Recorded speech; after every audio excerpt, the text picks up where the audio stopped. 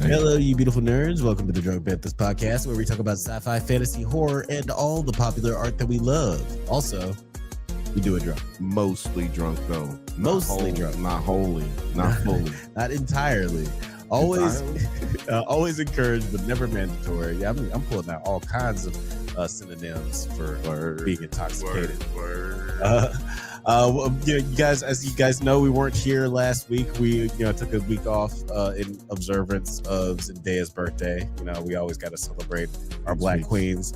But we're here today, and I'm so excited about the show we got today. We are talking comic books. We are talking Alien Earth. We are talking Foundation. We are talking Peacemaker, and as always, we are talking shit. But mostly shit. But it's always better. Really much to talk about today, except just a bunch of shit.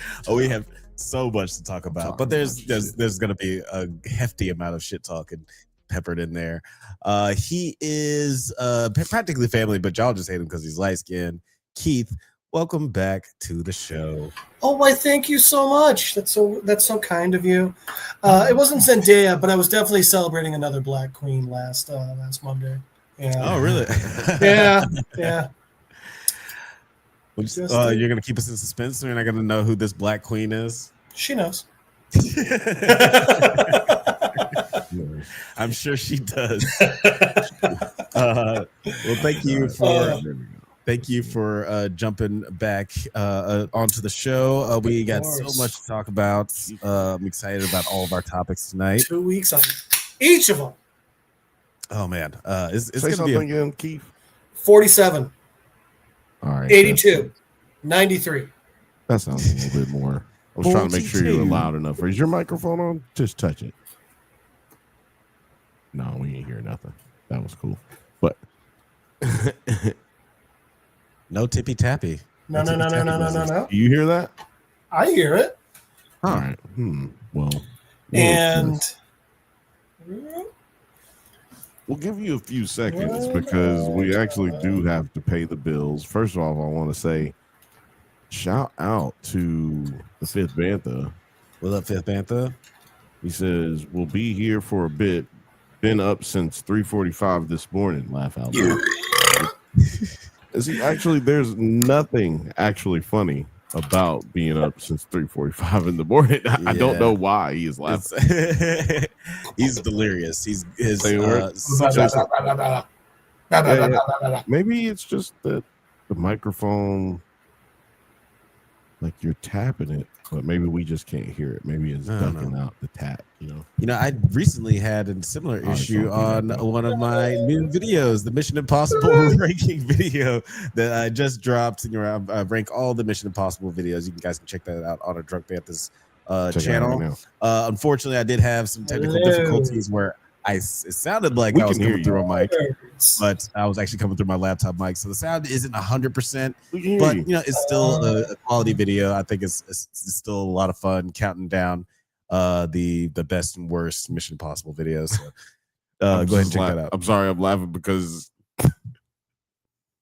Jeff keeps saying hello now like we can't hear him. We can't hear him, yeah. But we can hear him. I just don't believe he's coming through his microphone, but it doesn't matter. Yeah, it don't matter. This shit matters. I was like, let me just use this technical difficulty as an opportunity to plug my most recent video. But we gotta pay the bills anyway, so might as well just pay. After these messages, we'll be right back.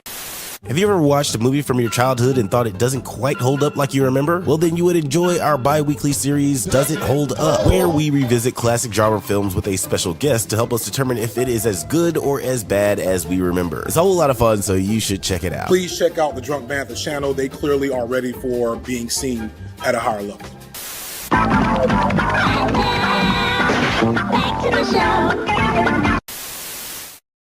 Yo, any better? Oh, yeah. There it is. There it goes. StreamYard defaulted to the wrong microphone because it's an asshole. Yeah, most of the time. Let me see if this works. Can I say something now? No. How dare you? Man. That's awesome. It finally started. Most things I do are. You should know this by now. There you go, man. We do know this about you. I think I knew something. Lies are fun. You. No, yeah, like literally the exact same thing happened to me when I made my Mission Impossible video, and I was like, it took 2 hours to record this. I'm not doing this again. And the worst is you hear it the same way through your headphones, so it doesn't sound any different to you. To you, it sounds normal, but yeah, to everybody else, it sounds like poodoo. Well, the good news is I only care about myself, so. Now I can really hear. Now we can hear everybody better. Yeah. All right. Yeah. It's You know what? This has just been an episode of motherfucking bad audio so far. All right. We hope you enjoyed tonight's episode. See you next week. It's actually just been for us, though, so it's cool. It looks like they could probably hear us just fine. Yeah. We couldn't hear. We could not hear. Basically, couldn't hear that whole "does it hold up" drop. We just knew it played, but it was because I had our shit turned down. So. Hopefully, you guys. It's already up. Okay. Yeah. Hopefully, you guys didn't have any sound issues with that. But I guess we're going to move on to our first topic of the night. Yeah. Again, we are going to be talking about Foundation, Peacemaker, and Alien Earth. But first, we're going to take a little trip down Jeff's comic book corner. Jeff, what are we talking about today? Well, we're back onto a new book, and we're going back to our indie. Tomato. We're on another new book, and we're going back to our indies. And today we're doing an awesome one called East of West. This is like a 40-something odd issue book series. It's an Image comic. It is absolutely amazing. So let's just jump right into it. So this one opens up with you just see these weird rock formations out in the middle of the desert. And it's just these big rocks and just one caption saying the dream is over.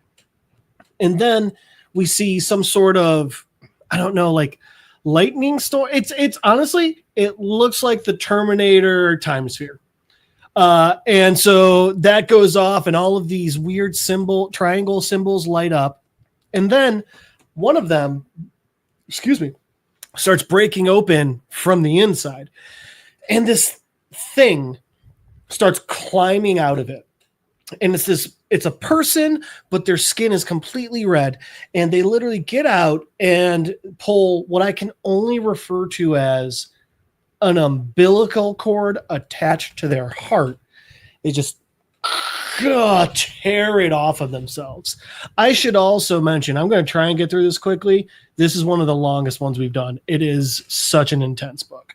So anyway, this guy climbs out, and then we see there's two other creatures, I guess, standing there, and he's just saying, this isn't right. He should be here.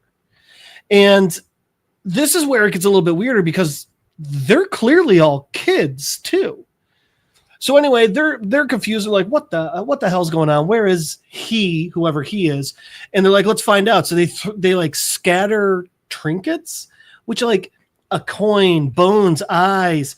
And they realize, like, I guess they're like reading the bones or something, because then they sit back and they're like, well, I guess that answers that. We're going to go kill him. And and we just, again, see this weird power coming off of this weird place in the middle of the desert. Then we see an almost entirely white page. And this is something that this comic does every issue, where we'll get little breaks and it's an entire white page. I'm not going to do the entire white page every time. I'm just doing it for this first one. And it says the things that divide us are stronger than the things that unite us, which is a very different turn on that phrase that we typically hear. So anyway, after that, we start seeing some images describing the world we're in. And this is one of those alternative history ones. And in this one, they start talking about the Great Awakening, and this is the third one. And this one's weird because they're talking about like back in the Civil War. And then like this guy who was fighting in the Civil War, he left and he became like a preacher, which I guess isn't that uncommon. I mean, we remember Righteous Gemstones, but then we also see a Native American, and he's sitting there and he's he's also getting some sort of revelation, some sort of message. But obviously, he's in a Native American camp and everything. And the thing that they're saying is like, evidently they're hinting at like, all right, so, the Native Americans, like I said, it's an alternative history. And in this one, the alternative history is all of the Native American tribes actually came together under one, and they ended up defeating the U.S. military. So at this point now, we have the Civil War, we have the Native Americans fighting back and winning against the Americans. And all of a sudden we see, it almost looks like a nuclear explosion in the middle of the desert, which obviously it can't be. This is the time of the Civil War. It turns out a comet or a meteor hit. And where this comet hit, they're all like, oh, well, it's a sign. It's a sign from God, from the heavens, and da-da-da. So at this point, all these different people, all these different kingdoms that are America come together and they sign a treaty forming the 7 nations of America. And the place where they signed this treaty is where this comet hit, a place they've called I don't remember. I'll remember it later. We'll come back to that. But anyway, so from there it cuts back to this old white guy writing in his journal, and it looks like the guy we saw earlier, but it turns out like it's his. I think it's his great grandson or something. I don't remember. And then we also see, this Native American orating to a group of people, and the thing that they're saying is. The crazy part is right when they both finished getting their message out, they both died at the exact same time, down to the second. And furthermore, it was later found out that they both wrote the same message, but they both hinted that this was only part of the message. And it wasn't until a long time later when in San Francisco, but this is San Francisco run by Mao Zedong. So Mao Zedong left China, came to America, and he's leading one of the 7 nations, and he finished the message. And the message was a story. These 3 parts were a story of how the world is going to end. Like all great ones. And we get these three guys from completely different backgrounds telling about the end of the world. One of them saying there's a lone man, a broken sparrow. One of them, he's apart from the others, calling him a son of the night. And then and Mao Zedong ends it with, he's the first of 4, the end of everything. And from there, we cut to now, whenever now is, which is always a bit nebulous in situations like this. And we see that old school gunslinger entering a saloon. And he just says, and so I have arrived. And he walks in, and this weird looking bartender is sitting there, and he's like, oh yeah, come on in.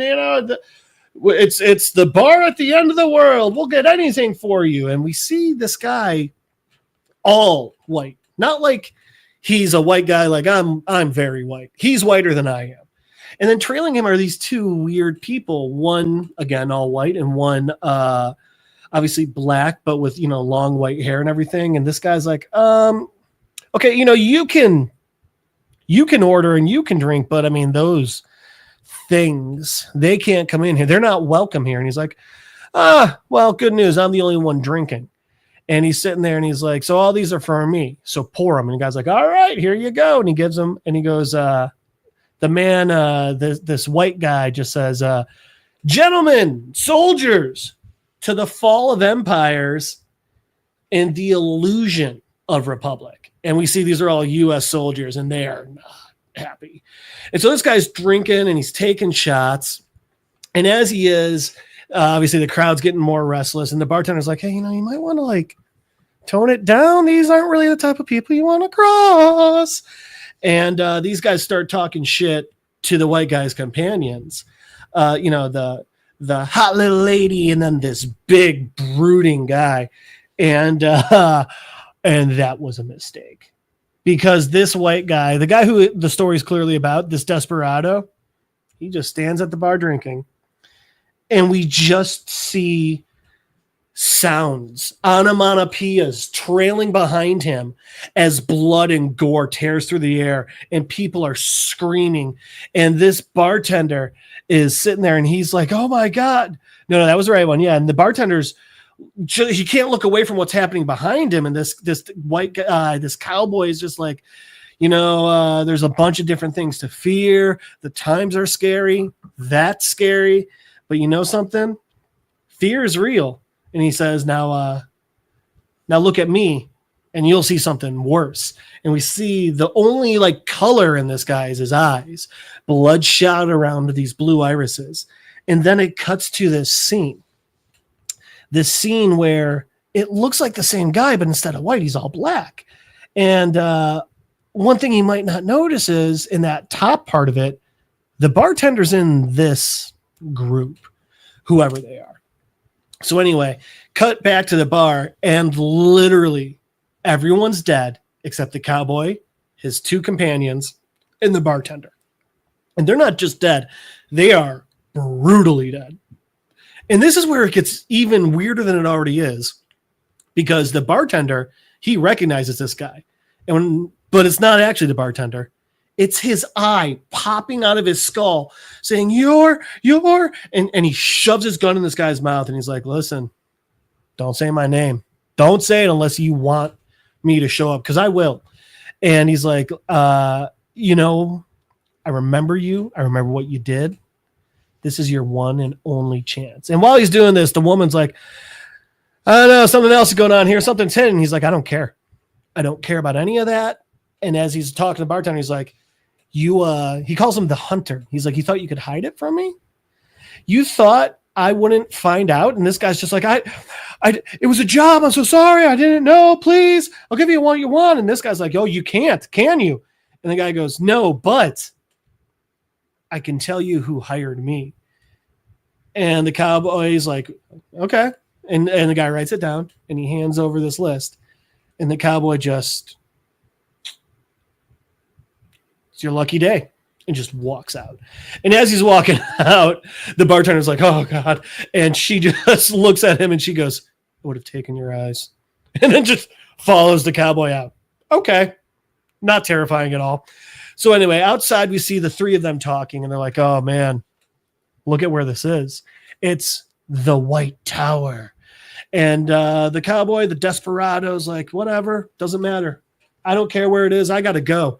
But listen, those other names on there, I'm going to send you two after some of them. I'm going to that White Tower.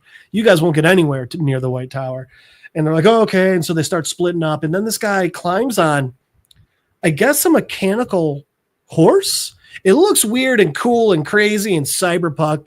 And then he rides off like, hey, you go after your guy. I'll go after mine. We'll meet at the Golden Bridge, because remember, everything's a little different now, on the second day. And then he rides off. And as he does, we get another one of those full white pages. But now we start understanding a little bit more. It says 2064, the apocalypse, year one. So that's the setting that we have suddenly found ourselves in. And from there, we go back to those weird little colorful kids. And they're literally just killing people. And the red one's like, I hate this part. It's the worst. And da-da-da. And the green one's like, killing? I like this part. I like the killing. And the red one's like, no, I love the killing. It's this. It's being reborn. It's being a child. He's like, oh, it's the worst. I used to be a hot, grown chick. I was so cool. Da-da-da-da-da. And they're all like, oh, well, what are we going to do? Look at these. Let's kill these guys. And they're talking. And this is where it gets a bit interesting. Because at one point, the red one, he's like, yeah. And he looks at the other two, the blue and the green one, and he goes, yeah, I guess these people are a bunch of cattle and they need culling. He says, and who better than famine and conquest to do the job? And they're like, yeah, totally. I'm an unyielding apocalypse, blah, blah, blah. And then the red one says, and I'm just saying, for 1,500 years, I've been war. So it turns out these are 3 of the horsemen of the apocalypse reborn and come to, I guess, end the world. So anyway, they're talking up on this hill, and they start hearing a noise. And it's like, oh, God, it turns out one of them's alive. And they go down and they're like, they're playing with their dead, with their soon-to-be dead guy, I guess I should say. And at one point, he's like, they're like, oh, tell us a joke. Like, here, we'll show you. Knock, knock, who's there? The 4 horsemen of the apocalypse. And then you're supposed to say the 4 horsemen who? And he goes, but, and they're like, what? And he's like, there's only 3 of you. So they stomp him to death while standing on a literal mountain of bodies. So after this guy's done being murdered and we're introduced to war, famine, and conquest of the horsemen of the apocalypse, we cut to that thing we've been hearing about before, that White Tower. And from there, inside the White Tower is the President of the United States.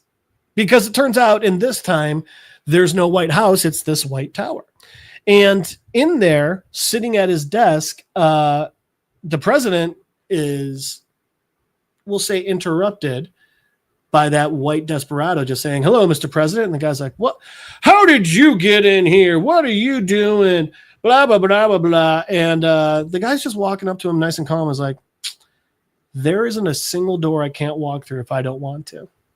There's no one who I can't meet. And he's like, who are you, dude? And the president's trying to be real like showy about it. He's trying to be strong, but he runs into his hallway and literally sees a hallway of dead Secret Service agents. So he tries running. And shockingly, running's not a good idea. At least not when the guy behind you has a gun and just killed a whole bunch of people. This guy puts a bullet through the president's knee. And the president's like, what are you doing? You can't. I'm the president. And he's like, I don't even know who you are. And this guy's like, he took something from me. And he's like, out in the Badlands. You remember, right? And this guy, and the president starts going like, no. We killed you. And this white guy just goes, no, you did something worse. And he leans on the president, and he's literally leaning his foot on the president, holding his gun. And he's like, where is it? Where did you take it? Where'd you put it? You're going to give it back. And eventually he's like, I'm done playing with you. We're not doing this anymore. You know my name. You know my real name. Say my name. Say it, you son of a bitch. And that's when we find out who this is, because the president very meekly just says death. So with that, the 4th horseman of the apocalypse, death, says, well, if you find hell lonely, don't worry. I'm going to be sending a lot more that way. And just unloads his gun, just killing the president of the United States like it's nothing, which, I mean, he is death, so I guess it probably is. And he just walks out of the room. And as he walks through this literal hallway of death, that's the end of issue 1. Now, there are 2 more things in this issue. And the first is the makeup of the United States as of now. Armistice! That's where they signed the ship. So, in this United States, up in New England, we've got the Union. South of it, we've got the Confederacy. That one to the left of the Confederacy, it's called the Kingdom. And it's basically Louisiana has its own whole place, you know. And to the left of Louisiana, of the Kingdom, is the Republic of Texas. But north of that is the Endless Nation and the Burning Plain. And then all the way on the west coast of what could have been our country is the People's Republic of America, which is just communist China. And then the absolute last page of this issue is another one of those full white pages, and it just says, we would tell you to pray, but it wouldn't do any good. you have earned what is coming to you. And that's the end of issue 1 of East of West. Damn, Gina. Delali. That was a pretty crazy comic. I've never heard of this comic. It's a The really whole good one. time when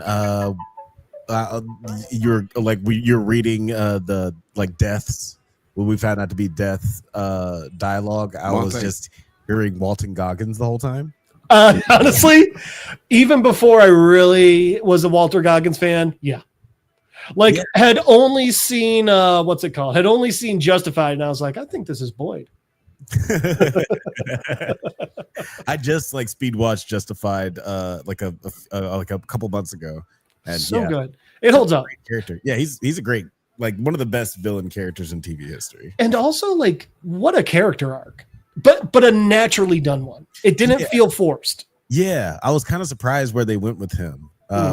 So yeah, if you're listening, producers of Hollywood, produce a film adaptation of this comic book and cast our boy Wally Goggs. He's having a great year this year with White Lotus.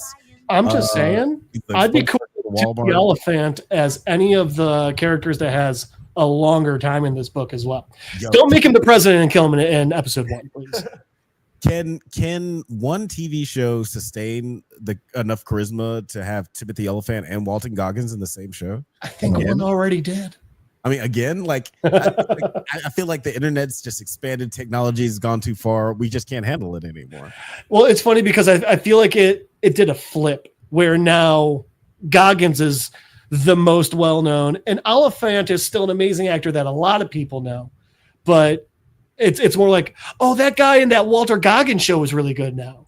Yeah, he's okay. I would like to see like an actors on, and since they're both like having a pretty good year, they both have shit out this year. Like I would like to see an actors on actors where they like interview each other. That sounds nasty. Actors on actors. I mean, and you just know it would come up. Like Boyd was clearly supposed to die in the pilot, and Walter just knocked it out of the fucking park. And they're like, so we're gonna bring him back. We're gonna bring him back. Okay, we can bring him back. Yeah, they signed off. Clearly. Fifth Bantha said White Lotus is the only one I haven't seen him in. Really, that show never really grabbed me. Honestly, him being in White Lotus this season is what made me start watching White Lotus. I was like, well, I guess I have to watch all of the seasons, even though like they takes place at a different location each season. A different Lotus. A different location. So I just figured I figured that I should still watch all 3 of them, and I'm glad I did. Third season that he's in is the weakest, but it's still a good season. And he's really good. And shout out to him. He's having a really great year. But guys, let us know what you thought of this week's Jeff's Comic Book Corner. Are you intrigued by this comic? Are we going to get a second issue next week, Jeff? Or are we moving Yes. We'll get another issue next week. It's 45 issues long in all. We're not going to get all of them here, but I know we usually do a surprise, but I was like, all right, I'll plan this one a bit better. So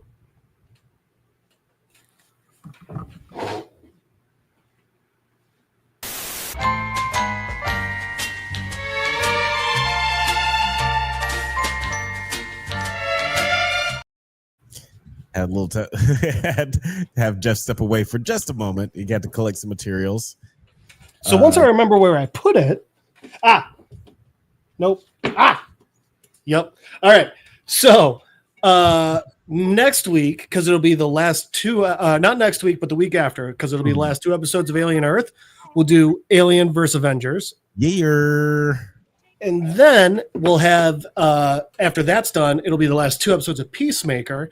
And they made a really fucking funny Peacemaker comic that was only like 5 or so issues long for season 1. So we'll do the first 2 issues of that too. Oh, that sounds great. That'll be a great like bridge in between season 1 and season 2. That's what I was thinking. Yeah. You're a pretty smart guy there, Jeff. I'm picking up what you're throwing down. Disagree. I also feel like he is not picking up what you're throwing down, so I disagree as well. But I am excited. Yeah, I'm excited about seeing where this story goes next week, and I'm very excited to see Alien versus Avengers. Oh gosh, it sounds like there is a. It's shirt appropriate. Oh, I think that I don't know if it's a clone or if it's a variant. It could be never either can. or. I guess the only one who would know is this gentleman himself. Producer T, welcome back to the show. Yeah. How you doing, bro? Not bad, not bad. Nice. Ready to talk about some Xenomorphs and eat some hot, flaming hot Cheetos? Wow, I am loving Alien Earth. I refuse to pronounce that TH. I was just about to say he totally just said Earth. I'm loving that shit. I love that has been that this last recent episode, and I saw somebody else post this, and I agree, has been like that was like the best alien movie since Aliens. Like it would go for me, Aliens, Alien Earth, episode 5. Then, 3 and Resurrection and all that. It's funny that you would mention that because our next topic of the night is actually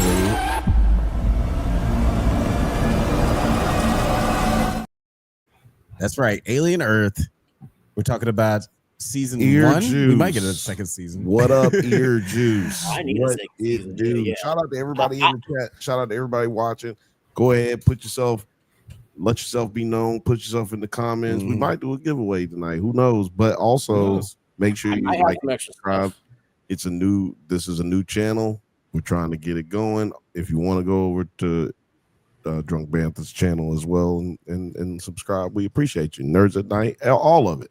Hit the like button. Hit the like button. Party, party, please. Just personal note. My doctor just she just diagnosed me with ear juice last week. So Oh, there you go. Say with a stutter. There you go. Yeah.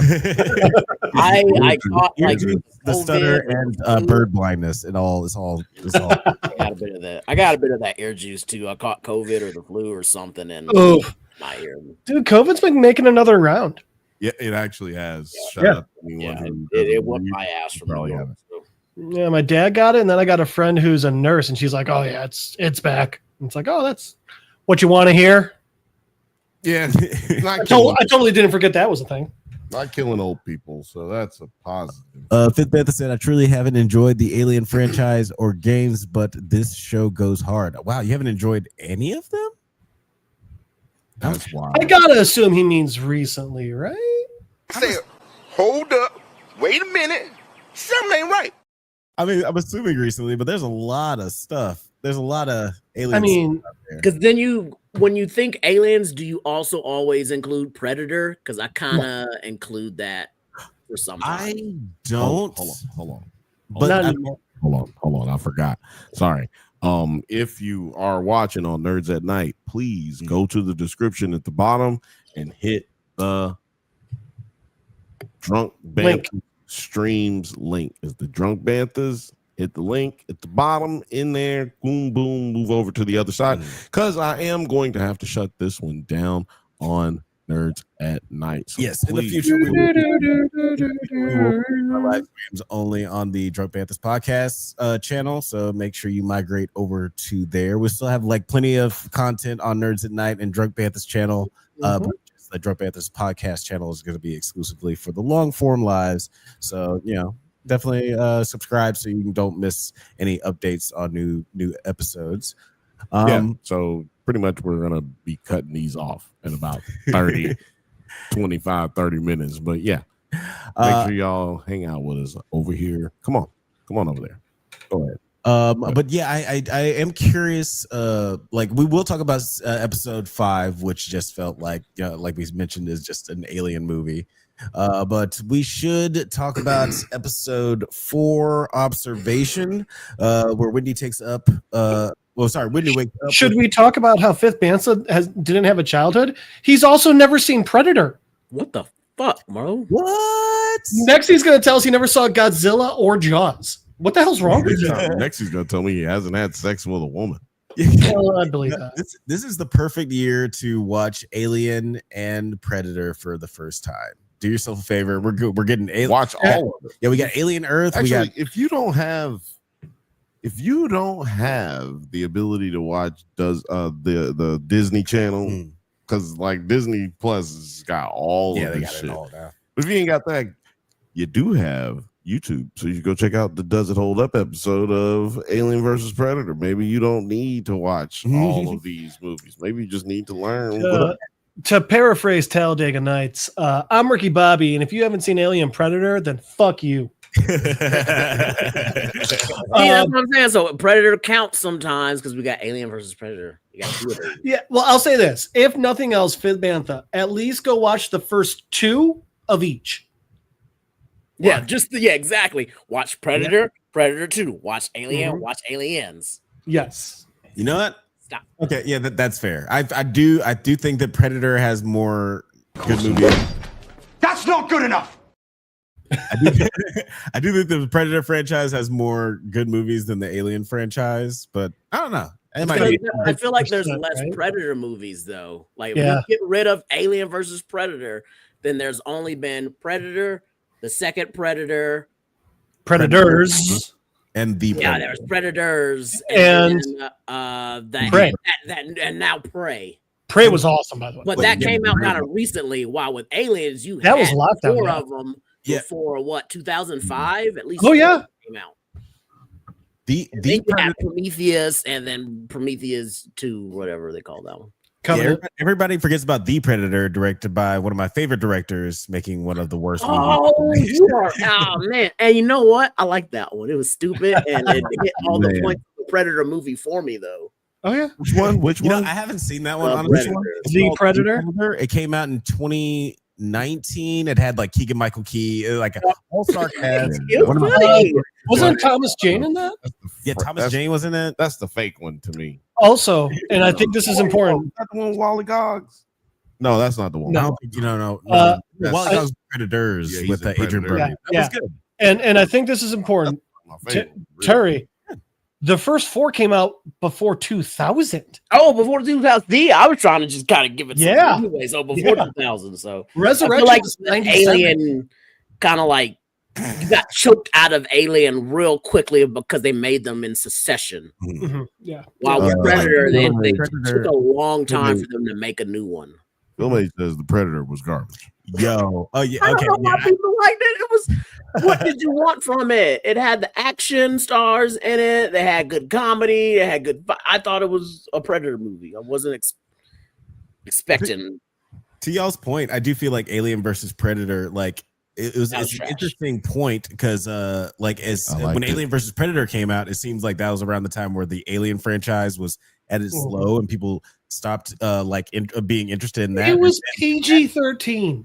But also it ended up being a resurgence for the Predator movies because then that's when we got Predators and then we got the Predator. So I think Predator as a franchise lends itself easier to action. Sorry, go ahead, Jeff. I feel like Predator as a franchise leans itself easier to action than Alien does. Alien should be horror. Predator can be action. Yeah. Film Age says an autistic boy can run Predator tech. That's my problem. That makes sense to me. That makes sense to me. They beat the computers in chess. Like that's the least of my problems. Yeah. I am not mad at if you come on, how can any human run Predator tech? It's alien fucking technology. They can cross interstellar and we can't do that. How can he run it? Oh, he's autistic. That makes sense to me. Okay, I'm not questioning that. Just to pivot back to Alien Earth. Not questioning the power of autism. Yeah, if you don't, we're never getting back. Yeah, to pivot back to Alien Earth and to also piggyback off of Film Age's comment about. Well, I just feel like. Well, actually, I don't even know if it was Film Age. I don't know where we brought up in the conversation, but I do feel like no, it was Jeff who said it. I feel like Alien, this franchise sort of lends itself more to being able to tackle these contemplative philosophical questions because Predator is just straight up an action movie and it has the first one that has these underlying themes about the Vietnam War and stuff like that and hypermasculinity, but Alien, there's so many things that are interesting about the Alien franchise and the lore outside of just the Xenomorphs. I mean, the corporation capitalism. Yeah. It's pretty anti-capitalist a lot. yeah there's a lot for going fair on. Reason as we've seen in these episodes. And at the beginning of this episode, Wendy wakes up with her hearing disabled. Arthur adjusts it so she can hear the xenomorph eggs without experiencing pain. But then Wendy shows that she can speak the xenomorph language in a frequency audible to humans. Now, I said something before we started live. I was like, I was like, that's a weird ass sound to make with your mouth. And then I started thinking, well, then Alex, he said, yeah, that is not sexy. And then I thought, Disagree. she's making all them slurpy slurp noises and the whistles. And That's my happy thought. I said, well, Because they never land. I think I changed my mind. No. You know And, no, and to your point, They start fucking. It was gross. to your point, Bill, though, I because that did make me think, and I'm curious, Keith and T, what you guys think about this, because it made me think about this like common trope in like sci-fi movies called Born Sexy Yesterday. One of the most common tropes is like a Fifth Element, where we get a strong, smart, incredibly Dallas Multipass is like incredibly capable and stronger than your average bear, but also like naive and just like tempered intelligence wise. Now, not all tropes are bad, but this does feel like it's lending from that kind of trope, like that sort of narrative. Do you guys feel like this is like sort of tired? Do you feel like this is like old hat, or do you feel like that this is interesting and a new way to explore that? Keith, I'll let you go first.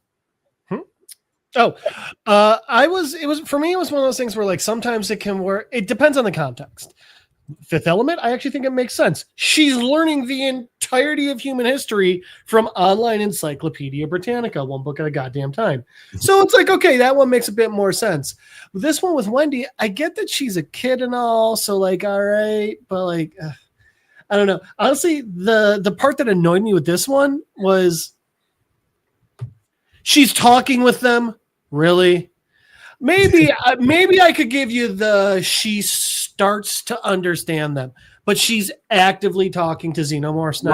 Right. I agree. Second that. I so don't want to see the scene where she's like just like and like pointing and all the xenomorphs go attack because Mama Wendy told her to. Fuck you. No, xenomorphs are supposed to just be, I'm gonna kill everything and try and make it into another xenomorph. Terry? Yeah, I'm agreeing with that. It doesn't make sense. But onto the thing about the trope, I guess as long as it's done right, and you can explain why she is like kind of born yesterday-ish, it makes sense. And I feel like in Alien Earth, they haven't like really sexified Wendy up yet, right? So it's not really there yet. So I don't think I have too much of a problem with the trope, but yeah, I am having an issue with her. All of a sudden, she could talk to these damn xenomorphs and stuff. Like what? Well, the other one learned French. Yes. Fuck you. I'm sorry to skip to the end, but I do want to, like, since it's very connected to what we're talking about, we can hop around. This is. We're not going to cover everything. It's a 2-weeker. We got to get it in. Right. Welcome back, ladies and gentlemen.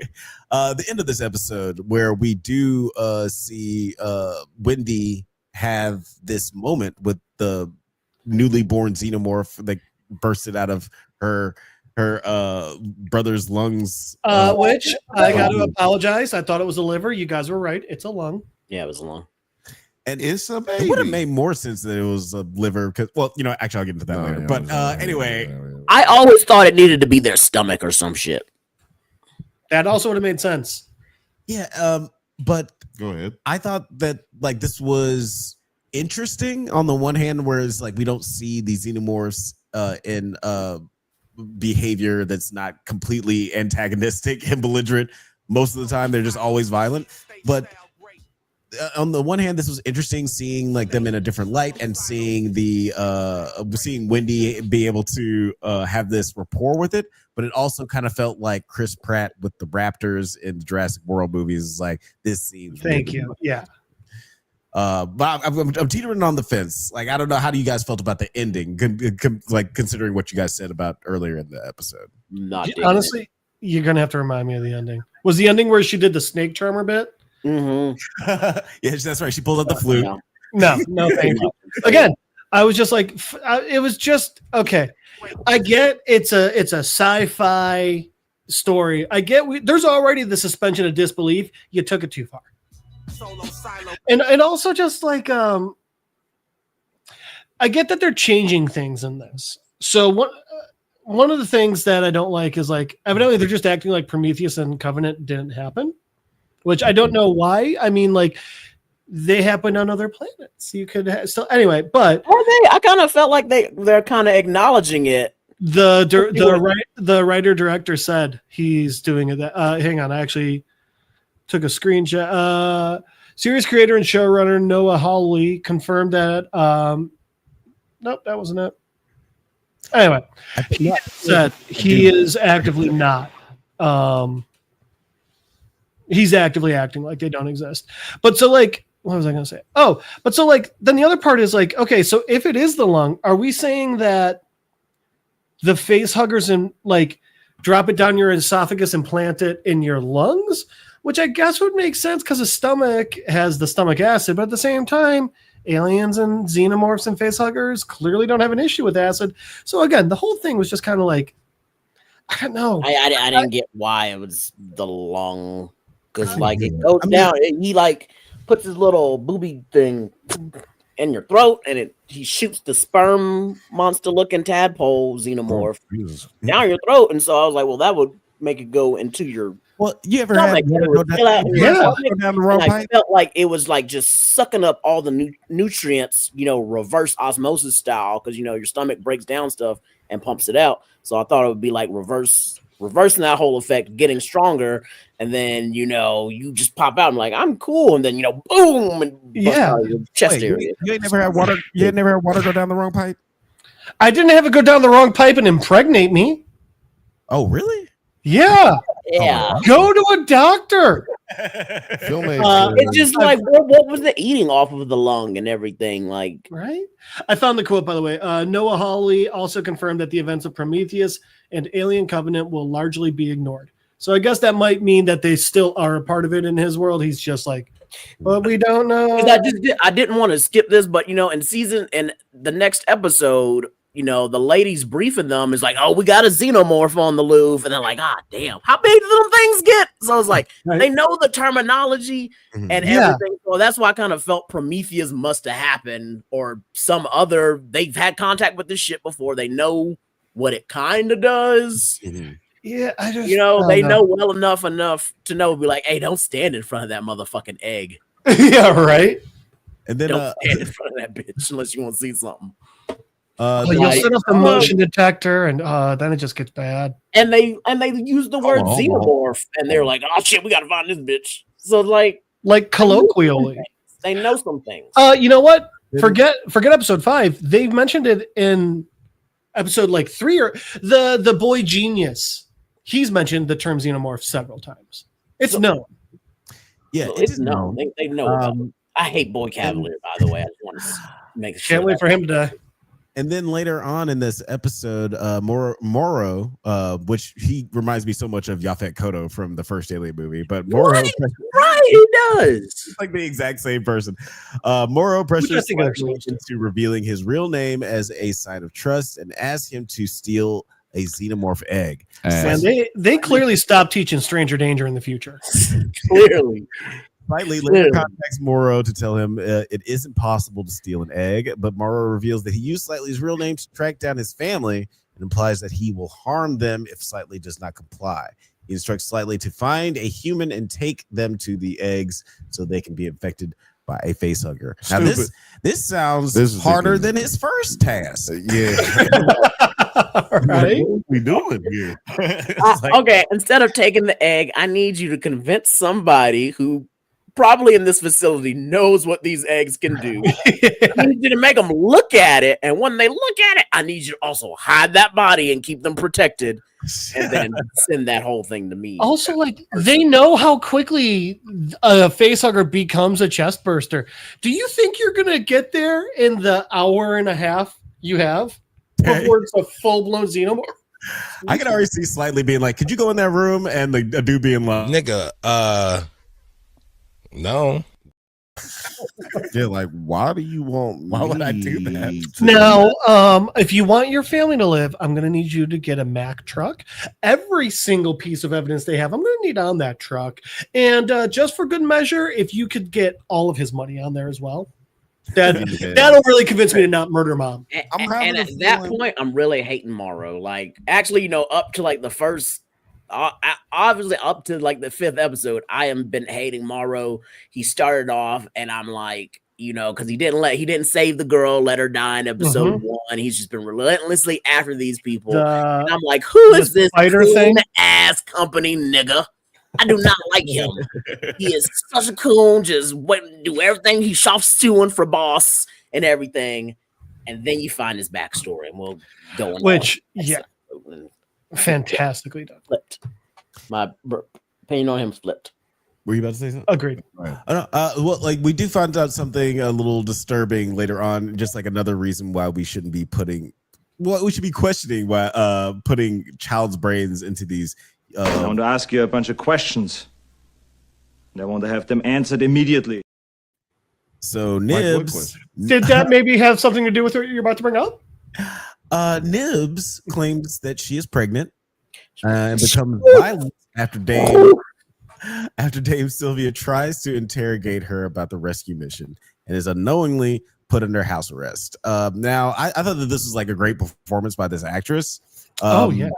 But it was just like incredibly disturbing, and you could see how all the other characters are trying to navigate the best way to explain to her without her getting volatile. Hate to be her girlfriend. You know what I'm saying? Yeah, Clearly, Bill, what did that was some shit. She connected too quickly to, like, I'll fucking kill you because I'm fucking crazy. She did that too good. Yeah, a little too. I'm a little scared. If I'm her boyfriend, I'm a little scared watching that at the crib. You're thinking it's a bit more method acting than just regular acting? I don't even know if it's method. It just might just be how I am.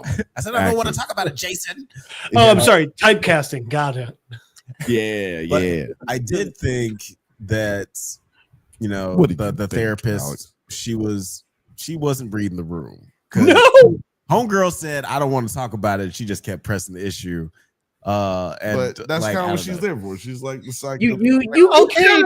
She's about to snap, and she was still like kicking the alligator, or the cobra, the rattlesnake is there going. Yeah, loud as fucking possible, and she's still throwing rocks at the motherfucker, being like, how many rocks does it really take for it to strike at me? I know it's rattling, but it hasn't struck yet, so I gotta keep going. I agree. Yeah, I don't care if it's good therapy or what. You don't try and hug a chainsaw. No, you know what? Hold on. You don't try to hug.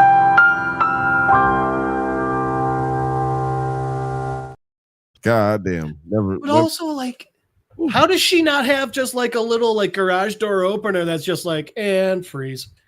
I mean, like you're taking dying children and putting them in death machines, but not giving everyone a timeout, a literal timeout button. The fuck are you thinking? Right. She definitely would have had a built-in shutdown module ready to go, and that thing would have been advice. She's taking orders from a child, essentially. Right. So that means babies teaching babies. Like, yeah. So that was something that needed to happen. If I was Wendy's brother, I would have swung on him. Oh yeah, times already. Oh, you're crazy. Because because they're like he comes into the room, it's him, Wendy, and he's chilling out, and then in comes Boy Cavalier. No security, by the way. Notice that no security. Wasn't talking about. Oh, it's the brother. Swung on him. I would have swung on him and beat his ass. Like, you don't have security like that. You gonna learn not to talk to me like that, bro. I don't care how much money you got. You're going to die. That right there is a kid. I don't understand how you think you gonna live after that. Because I don't care. He would have learned the goddamn. Your sister live after that Terminator, crazy robot Terminator that he doesn't want to kill. Like, bro, like you getting fucked up. Like you don't hold the cards in this situation. Speaking of right which, now. He does actually. He owns all the cards. he Does actually not, because he doesn't have the kill switch. He doesn't I have mean, cards in this No, I situation. can kill you and turn your sister off. Like this is not. he does You own know, literal right? You incontinence. put that dude in a headlock, and what he gonna do? All right, this is Money a good ain't gonna do thing for my shit. question right now. Would You got to do y'all something think- afterwards. So do you? This is where I'm supposed to be shutting everybody up. So do you think that this there is no fail safe that they can just destroy Boy? Oh, no, Wonder there and is. pull up this? There has I'll to be. bet you. Exactly. I'll So bet you it's that's what I'm saying. I'm gonna turn this bitch off and I'm going to the house. You know what I'm saying? you know what it is? Little brother It's throwing the- RoboCop. It's RoboCop. They can't harm Prime directive. Okay. only boy dickhead genius. Right. yeah. This boy is being way too cavalier for it Yeah. not to be Nice. a fail. Oh, and you know, or I'll bet any order he audibly gives, they have to obey. And we just got our foreshadowing that they're just going to turn off her hearing. Yeah. Oh, yeah. It's like that really good movie, Black Widow. But I just want to say, Boy Cavalier looks like the type of person who's just never had his ass kicked. And I think Yep. if you do it once, And needs once, it. he'll probably be right. Like He- I he don't wants think to he'd put probably you get in the revenge grind. on you. I think you just need to just kick his ass once. He'll be fine. He gonna learn. No, you would not. Boy Cavalier does pretty much just let Hermit, which I hate that that's his name, but he lets Hermit know that he's pretty much under his control. It's like, I own your body, unless you want to. I guess it's more of his automaton Ennis who lets him know this, or Ainz. It's kind of fair lets him know though, isn't this. it? I just gave you a lung, saved your life. Yeah, Whoa. Yeah, you should. But- You should work here, or and reunite you or- with your dead sister. or you can leave, but somebody got to pay for this shit. Yeah. Okay, but here's what the brother doesn't know. You didn't. His lung wasn't injured. He was just like, I feel like taking a lung. No, his lung was injured. That's why it's all cracked up. It wasn't injured so much that they had to take it out. If they put the fucking No. They probably could have like just No. sewed him back up. No, They- we're Let me just say- getting out of hand because that was actually maybe we've just been too many weeks away from it, but that is actually a fact. They definitely had to take his lung out. He had a punctured lung and he was bleeding internally. We fix punctured lungs now. This is 100 years in the future. No, You know, I was you definitely have people who lose their I'm lung. with you, Keith, where I'm saying they did not have to replace the whole lung. It Well, they could talked have been repaired and put it back into him. Either way, this I don't think we're gonna treat him. Jesus Christ. I think that we have gone a little bit overboard with having expectations for the future. I just want to go ahead and point that out. Let me just say this real quick because I had a problem with this in the first episode when he got ran through by a xenomorph tail, swung around, and then thrown across the room. I understand that this is the future, and you can do a lot of shit to repair him. We can rebuild him. We can rebuild his whole chest. I had a problem that he just got up and started running around and pressing buttons and shit. It's like, no, you should be completely incapacitated until the scientists get there. Do me a favor, please. Get out of here. Get out of here, man. So I am totally under the impression that he got one of his lungs damaged a little bit after. I'm gonna go with getting enough. enough to be like, just extracted or whatever. Because he shouldn't have been dead. I was pissed off that he was alive after. Because there's no way. Oh, 100% hashtag kills me.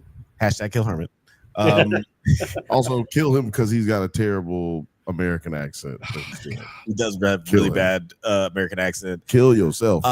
Before we get into the next episode, They're not America. They're not in America though. Yeah, but she's American. He's using an American accent. They didn't have to do that. You're right. They didn't have to. Just been British. Could have just been British, but they did that. Not me, bro. I do want to talk really quickly about the one moment in this episode before we talk about episode 5, because episode 5, like we mentioned, is just like it's another alien movie, so we don't really need to get into that too much. But I do want to talk about how Kirsch was eavesdropping on the conversations between Wendy and when she was like spying on the xenomorph, and also on the conversation between Slightly and Marrow. I just really liked how it was edited, and they didn't like while they're having the conversation between Slightly and Morrow, like we just sort of fade in on a shot of Kirsch like watching a monitor. Is like they don't like explicitly say that he's spying on Timothy them, but it's, like, a really Kirsch. great way. Do you think he's gonna learn? Because I mean, like the elephant. You would think that if a hybrid is able to learn xenomorph, that a synthetic would probably be able to as well. I mean, listening in, if nothing else, he might not be able to understand it, but he can definitely mimic the noises. Yep. You can. I don't know, because I kind of feel like, you know, we're talking about a PlayStation 3 with a brand new PlayStation 5. Like, I'm saying her tech might be way better. That's a good point. That's actually a really good point. So I don't know if that could, like, and I see what you're saying and how that could be possible, but he was trying to make it specific that like the tech is way different, because that's why he's all like, I don't like talking to the robot. He don't really think like that, you know. You don't count. All right, I'll give you that. Also, don't all the androids just seem to have issues, like, and it's almost kind of like they know that they're robots, so I guess that keeps them from rebelling or having existential crisis, but it still makes them weird as fuck and dicks. But it doesn't ever shown a normal robot history of aliens. It does not in any of the movies stop them from rebelling. They always kill everyone. Yeah, they always kill. Yeah, Alien, Prometheus. That's all the time. Blade Covenant, Runner. because the guy from Prometheus lived. Blade I guess. Yeah. No. I'm not doing a good job with these androids. They're weird as fuck. Yeah, which is why I'm not really super excited about AI in our present day. But then move on to episode 5, In Space No One ... Obviously, a callback to the tagline for the original Alien movie. And this is basically if they made a remake of Alien and they were just like, we're just going to change a couple things, and this is the movie that we got, and then it just crashed into Earth. One of those two things was that everybody was stupid. I was just about to say, I was about to finish that tagline. In space, no one does a good job of checking their background and doing hiring practices. All you people were fucking idiots. Like, it seems like to get a space job, you just need to breathe.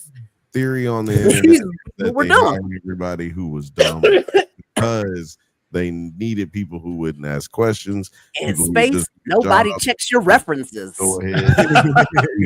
No, they double check their references, make sure that they were dumb as hell. I don't know. Except for Amaro, though. Amaro was the only competent motherfucker that always there's a security officer, and he's usually the one who's so. Yeah. So I don't know if you guys ever saw it, but there was a great tweet that a guy put out forever ago, and it just says, "So I've been writing reviews for about 10 years. My wife's review of Alien puts everything I have ever written to shame. Alien is a movie where nobody listens to the smart woman, and they all die except for the smart woman and her cat. 4 stars." And I mean, like, Alien Earth, In Space No One is a story about where no one listens to the black man and everyone dies except the black man. 5 stars. I'm not mad at it. Yeah, and listen to women and listen to black people more often. Yeah, and like with the added creepiness of Mr. Tang, like I feel like there was a lot of these androids are just weird. Like he just adds on to Tang was not an android. But he wasn't. Well, he was No, he wasn't. Talking about the guy who was on this ship, the Asian guy? Yeah. Not an no, he wasn't. No, But he we were wasn't. meant Sure, I thought he was the android. When he died, it was blood. It wasn't white. Blood. No, yeah, okay. that was the red herring. They wanted you to think he was that. Which But- brilliant. Exactly. And Morrow said, he confirmed it when he was like, you want to do that, whatever you do, and you know that pleasing yourself or pleasuring yourself. Mhm. And he was, that just shows you like, oh, he got a dang dang. him got a dang dang. No, wait, they do, because if we're talking about No, that nigga is not. He's not. He's not a David robot. was excited, but not sexually. Yeah, the nigga was not a robot. He was a red herring to trick yo. Also, just the fact that this was an hour and 4 minutes. Yes, these are the types of shows. Give me a longer episode. That's interesting because that's exactly how long we are in this show right now. An hour and 4 minutes. Totally planned that, yeah. Any last thoughts on this episode before we move on to our next topic? My only question, and I mean, I don't think any of us have an answer. Where did the other invasive alien species come from? Are they also engineer-based or David-based? I'm just curious about that, which is why I was upset when he was like, yeah, we're kind of ignoring Prometheus and Covenant. Because like, I want to know more about that. Yeah, even though this was a flashback episode, it seems like there's still more backstory to be told. That was the one part of the episode I was like, fuck you, was when the eyeball, not even like the part where it's like Spider-Manning it's Jar off the ledge, but the part where it's like, hey, the bug got out. What you doing? Yeah, are they not friends? Like, I feel evidently like not. The other bug. It's like, hey, fuck that guy. No, I want to eat you. Damn it. What about you, T? You got anything you want to say about this episode before we move on to the next topic? Yeah, I'm definitely a fan of the octopus. I like to call it the octopus. That thing's cool. Don't know what it is, but is it native to the xenomorph species? Because it did try to like eat its eyeball, and it's kind of like, well, if you're native to that planet, you should know that these fucking things don't have eyeballs, bro. It don't really work like that. It just seems like that they might be from two different places, and that thing's just they don't go along. I don't know. Yeah, I feel like maybe there's not much. I just feel like it's a bunch of theories right now, so I'm just. Oh, you know what? Well, we don't have any more know what's in us. Just the one thing on the last episode with the little redheaded girl. I would have brain wiped her. I would not have locked her down. I would have been like, neuralized experiment. Time to find some other dying child. We need to probably, check in on them a little bit more and make sure they understand pregnancy and stuff. But just go ahead and wipe her. Like the hardware is good. Like, why are they mad that they have to do that? The hardware is fucking fine. It's the software that's corrupt, and you just need to reboot the OS system. Just fall back to the most recent stable execution. Or complete white. I think that might end up being where they go in the next episode because this is a big investment. I'm sure that they want to make sure that this is like a wash before they just. So that might be seeing that transition of how like they deal with a problem hybrid could be interesting to see. If they do that, I'll bet she's walking around acting all different, and it takes a while before people realize now she's just a standard synth. Right, that would be interesting. But guys, let us know in the comments what you thought of this episode of Alien Earth and what you think of the season so far. But we should move on to our next topic of the night. Yeah, we're talking about HBO Max's season 2 of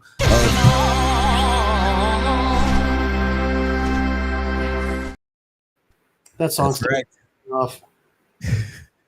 The new theme song is Growing on Me. It's garbage. Peacemaker season 3 episode 2. A man is only as good as his bird. Bill, what were your initial thoughts on this episode? Initial thoughts on this episode are best dimension ever. Nope, back one. Oh wait, this is episode 2. Well, then in that case, I know everything there is to know about spiders. This was a pretty funny episode. We get the introduction of Tim Robbins as Agent Fleury, more Vigilante and Economos. It's just an amazing episode. Argus Agent Langston Fleur is assigned as Economos' handler as Flag Senior grows suspicious of the latter. Now, I did mention on last episode we were talking about Peacemaker that the age discrepancy between Frank Grillo and Joel Kinnaman is just like ridiculous, but apparently they are 15 years apart. Frank Grillo just looks really good for a 60-year-old, and Joel Kinnaman, he's 45, but you can just pretend he's 40 and it makes perfect sense. There you go. But yeah, I thought that this was interesting, just like seeing this the way that the relationship between like Economos and Floor is sort of developing. I'm curious what you guys thought of Tim Meadows being introduced in this season, because he's one of my all-time favorites. Producer T. You're on mute. Muted. It's super goofy.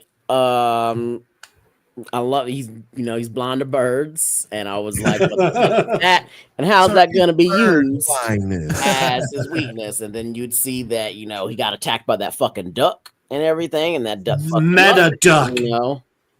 I get it. It's not fair for you. Yeah, no, he's funny. It's bird blindness. All his things are always comical, where I think it's just so fucking stupid, but it still makes me laugh. So yeah, I'm enjoying it, but I also want to go on record and say I don't like this opening. This opening is garbage. Yup. I don't with the garbage. I don't love the opening. The opening for the first season was a lot better. The song. It's 100% the song. The song is bad. Yeah, I think that it doesn't make me, and it doesn't go with the dancing at all. Really. I think the only reason that has grown on me is because the tail end of it, like the music building into it, like the music they play before the theme song starts, and the music that they play after the dance sequence is over and it's going into the episode. I think it does that nicely. Alex said, when it comes on and when it go off, that's my favorite part. Come on, right? Like before it starts, and then like right when it ends. This is about to get the skip intro hit. I'm about to start hitting that button on it. Oh, it's definitely. Yeah, I'm past that already, bro. I passed that shit first time. But Keith, I'm curious. Wait, film age comment. We gotta read. Okay, I like Tim Meadows, but every male character is a weird sex pest. I'm starting to get tired of that trope with every new male character. Sorry. Every one of Tim Meadows, because then I don't know what you think he was doing in Mean Girls, because that's not new. And I don't know. Or do you just mean every new male character in this show? Because then I would agree, but I think that it fits. I think that you should not be so disrespectful. I think he's talking about every male character in the show. I just think you don't need to be talking that disrespectful about the fish sandwich. Okay, I'm gonna take a bite out of your butt. Dude, The Ladies' Man is still one of my all-time favorite movies and top 3 SNL movies. Also, Future doesn't hold. I think it makes sense because, Fleury, he's supposed to be a villain. So I don't think that there's anything wrong with him being a gross character that makes you feel uncomfortable. Also, our hero, when depressed, throws an orgy. Yeah. Very consensual and friendly. 100%. Oh, 100%. Yeah, I don't know. And then when the next episode when we get reintroduced to Joel Kinnaman's character, even from another universe, it's not like he's like some sort of weird sex creep. It's like I don't know. I think I've heard a theory on that I actually really agree with. So, but episode 2, it's Tim Meadows. It is very hard for him to be in something and me to not enjoy it wholeheartedly. And this is, again, one of those. I fucking love Tim Meadows. So, yeah, I'm going to be happy. And I think his character's fucking hilarious. And while, yes, bird blindness is ridiculous and stupid, they play it off so funny. Yeah. Right, because I was like, how are you going to do this? How are you going to use this bird blindness against this man? They figured it out. Good. You see titties? Titties is good. Yo, when he named her titties. Oh, my God. Titties are so funny. He wouldn't make fun of a man because of his bird blind. He's almost died. And then my favorite part of episode 2, however, is Adrian. When they're cutting up the body and Adrian just looks over like, he's having so much fun. I laughed so fucking hard at Adrian. Around his best friend. Yeah, it's just so happy. At the end of the last episode, Peacemaker does accidentally, but it's still in self-defense, kills his doppelganger Peacemaker? universe. His doppelganger's a dick. Yeah, he's totally a dick. We kind of delve into that a little bit more in the next episode, but he calls the only as soon as he calls somebody, the first thing he says is, "Do you still have that bone saw?" I knew it was Vigilante. If you're watching this and didn't know that, then you're not paying attention. The fact that Adebayo didn't realize that sitting next to him was like, Adebayo, come on, you're smarter than this. You didn't see that coming? And like we mentioned a little bit earlier, the Agent Fleur and his whole team, Encino Man, Titty, all get brutally I forgot about Encino Man. Nobody knows. No, he had a name before that. It was like he said, "Man, come on, can we stop with the names?" No, Pony Boy had a different name. Yeah, and then he called him something else, and then he called him. I forget what his got name. demoted to Pony Boy. Titty stayed Titty. She wasn't gonna have a different name. She seemed absolutely fine with it. Yeah, she was like, she looked down at her titties and was like, I guess it makes sense. Yeah. Like, I guess I do have very big titties. This is. I'm not gonna say anything until we get back. I don't want to get demoted either. yeah. Of course, it's the white guy who says something. A drunken Chris returns home and goes to the alternate universe once more. This time sending a text to the universe's Harcourt, who was previously in a relationship with Peacemaker too. Well, they kind of set up a question in this one, don't you think? Mm. Did Harcourt and Chris fuck in our normal universe? Yeah. Oh yeah. Yeah, they did. You think they did? Because it also just seems like they got really close to it, and then they both kind of just like, oh fuck, and like, you know what? Maybe I think he was in the bedroom like. We might get a flashback of maybe they got really really close, but they did manage to do that, and then that's when Harcourt pushed away. Yeah. But it is interesting seeing just like the relationship, especially in the next episode where there's clearly a connection there, but like Harcourt's just like so fucked up in dealing with her own shit that she can't even like see a relationship with Peacemaker, and there's also some other stuff that might be keeping. They start fucking. It was gross. Are you kidding me? That would not be gross at all. Those two are gorgeous human beings. You see, dude, let me just go ahead and point this out now. She's currently married to James Gunn. Is that better? Let me just point this out right now, and I'm probably gonna mess up the whole show for everybody. But if you go look up videos of John Cena, he can't walk anymore. He can't like really walk.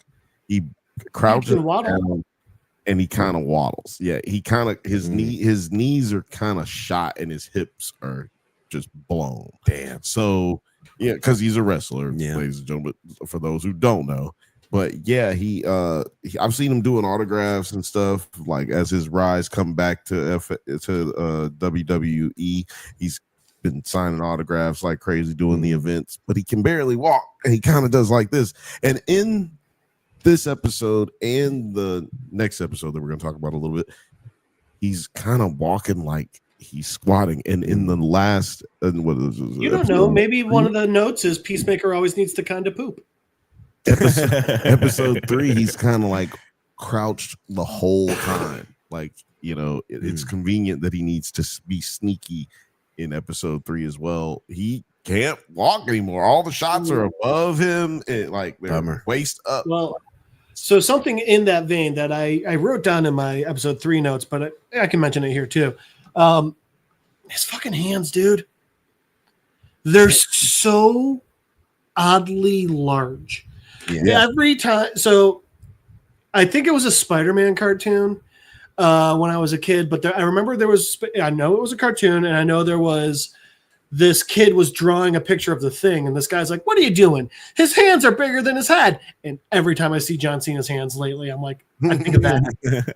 But I mean, look at when he was holding the beer bottle, he was like daintily, it looked like it was his first time holding anything ever, like, I thought then if you hand it to me, it's this big and shit. Yeah. I thought very Andre the Giant. When he picked up his newspaper from the front, it looked like he was picking up his cell phone. I was like just getting a little bit in episode 3, the hot dog. Ooh, maybe they're doing that on purpose. Maybe they're doing that intentionally, like, you know, trying to make him look. He is a meta. His hands are just 1.5 times the size he should be. It's his only meta power. But this he's just a weird dude, just weirdly built dude in real life. Yeah, no meta powers required. But episode 3, another Rick up my sleeve, was obviously play on words like all the other episodes are, where we get an allusion to another Rick in the alternate universe, because Chris goes to Earth 2 to meet up with Harcourt at Argon's headquarters, because she works there now, and she tries to tell her that he's a different person. She's definitely picking up on that, because he's definitely not as much of a piece of shit as the original Peacemaker from this universe. About his delts. Best dimension ever. He's not talking about his delts. She's only talked to him for 5 minutes, and she's like already like, well, you're clearly less arrogant. So we can only imagine how arrogant the other guy was.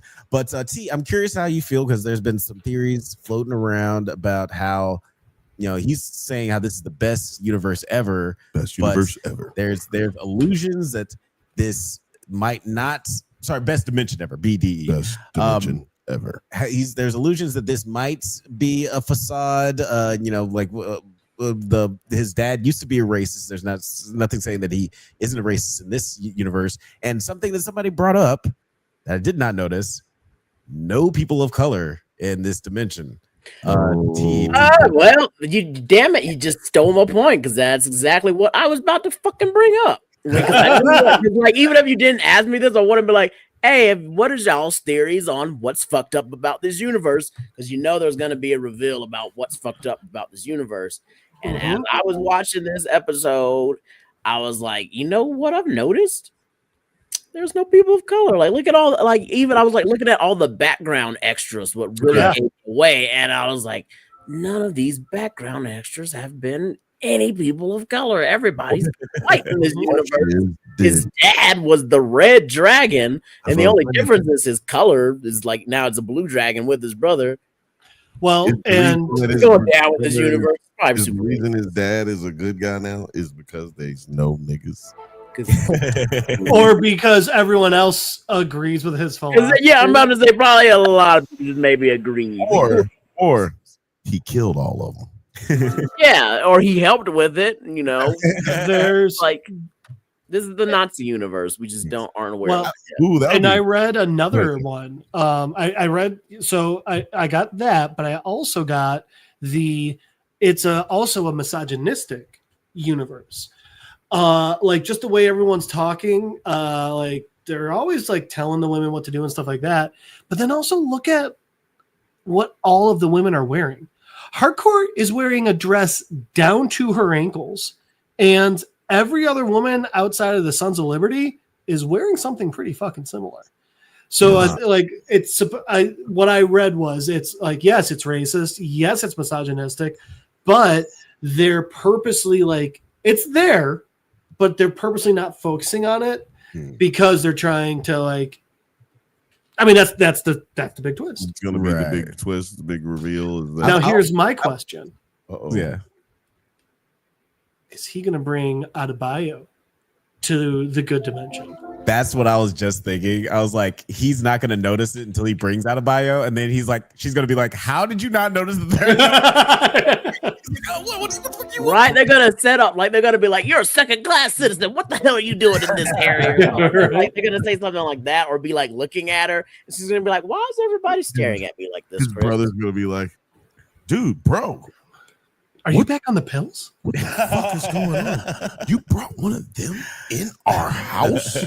Yeah, something.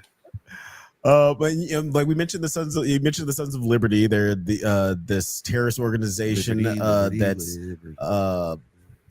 threatens to destroy this DMV building with explosives. And it's very lofty goals. Chris, yeah, I know, right? It made me think of that episode of South Park where they took over. They were mad at the federal government, so they took over the FedEx, and they're like, "Now, does it upset you that the FedEx has nothing to do with the federal government?" Yeah, like that also had some sort of like Captain America Civil War vibes. But I thought that it was interesting, like seeing how this scene plays out, because like our theories, I feel like in a couple of episodes, retrospectively, this episode is going to play very differently. And the Sons of Liberty are going to actually turn out to be the good guys of this universe. Oh God, yeah. The woman was allowed to speak. A woman was allowed to. They had a junkie on the team. It's Right? like very Junkie inclusive. Was I'll be honest. You can't tell me he wasn't a junkie. I was worried because at first I was like, does this Chris not kill? And then Keith came and just cannonballed the helicopter. I was like, never mind, it's fine.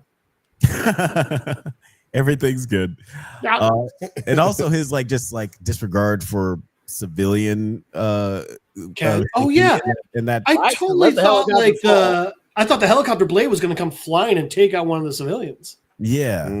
Not in the best dimension ever. No. Not the best dimension. But back in our wonderful dimension, Argus agent Sasha Bordeaux has mobilized a team including Economos, Flurry, Judo Master from the season 1, and Eagle Hunter Red Saint Wild. James Gunn bringing in his besties. Yondu. So yeah, Yondu's back up Yondu, in the house. Hondu. I love that he's back up in this. It just played the weirdest character. An eagle hunter? How is that even? How do you make a living? He is eagle going hunter? to die next episode. He will be dead. Oh, he's gonna die. Oh no, he'll have more than one episode because he's in the opening theme song. Oh, maybe.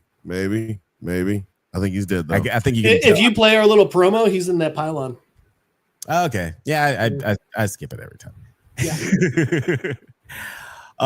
But yeah, I'm interested to see how that's all gonna play out. Seems like things are like kind of coming to a head. I was kind of mad like the last 30 seconds of the episode because I knew that it was about to end. I was like, this is just right. I'm gonna play this song for another 30 seconds. I know that was about to happen. I hate that shit. Such a good fucking show.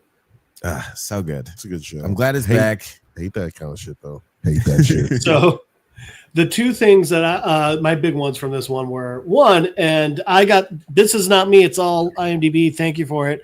That scene where RFJ, Rick Flag Jr., trips over the garbage can. He's like, no, I told you we can't keep that over there anymore.